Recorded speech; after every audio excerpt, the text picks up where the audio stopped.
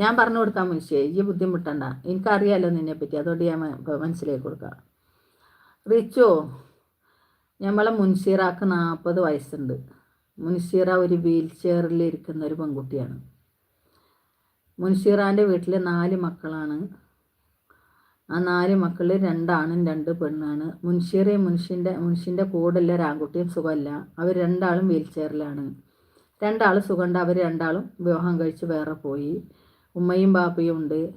നല്ല സാമ്പത്തിക ശേഷിയുണ്ട് അവർക്ക്, കുഴപ്പമില്ല. ജീവിക്കാനുള്ള എല്ലാ ചുറ്റുപാടും അവർക്കുണ്ട്.